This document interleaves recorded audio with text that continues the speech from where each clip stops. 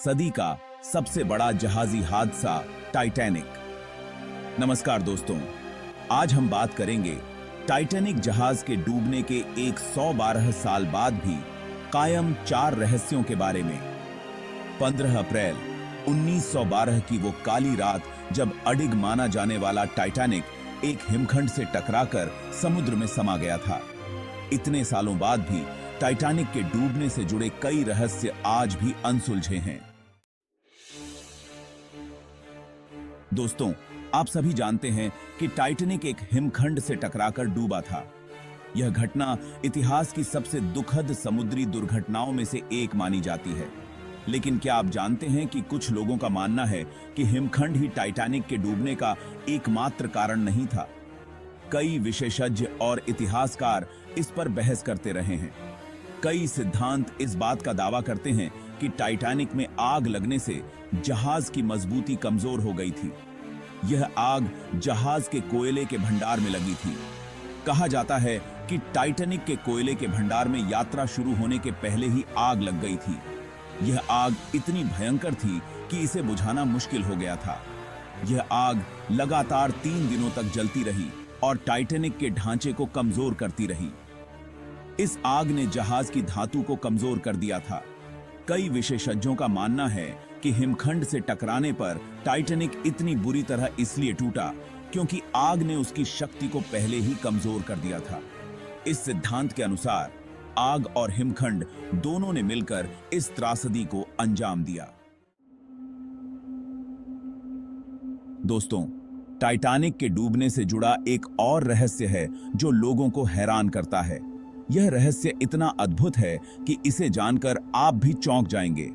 कहा जाता है कि टाइटैनिक के डूबने की भविष्यवाणी पहले ही कर दी गई थी। यह भविष्यवाणी किसी ज्योतिषी ने नहीं बल्कि एक लेखक ने की थी।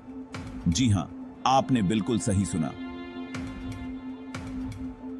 1898 में प्रकाशित हुई एक उपन्यास द व्रेक ऑफ द टाइटन में एक ऐसे जहाज के बारे में बताया गया था जो बिल्कुल टाइटैनिक की तरह ही था।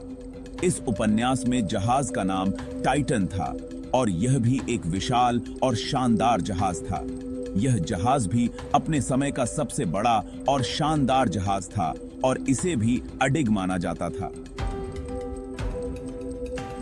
इसे भी अडिग और अविनाशी कहा गया था, ठीक उसी तरह जैसे टाइटैनिक को कहा गया था। लेकिन उपन्यास में यह जहाज भी एक हिमखंड से टकराकर डूब जाता है। यह टक्कर इतनी भयानक थी कि जहाज के डूबने में ज्यादा समय नहीं लगा।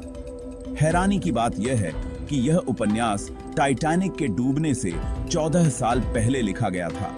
यह संयोग है या भविष्यवाणी, यह आज भी एक रहस्य बना हुआ है।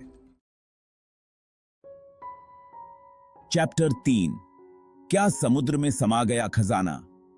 दोस्तों, टाइटैनिक के साथ ही समुद्र में कई लोगों की जिंदगी तो समाई ही थी, साथ ही कई अनमोल चीजें भी समुद्र की गहराइयों में चली गई थीं।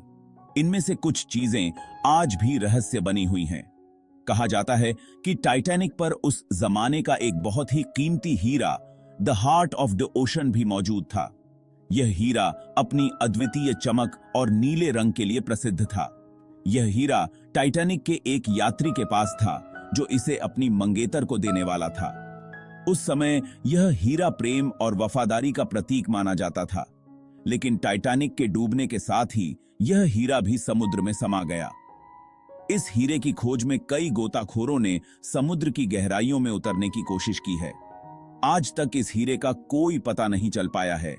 यह हीरा अब भी समुद्र की गहराइयों में कहीं छुपा हुआ है और इसकी खोज जारी है।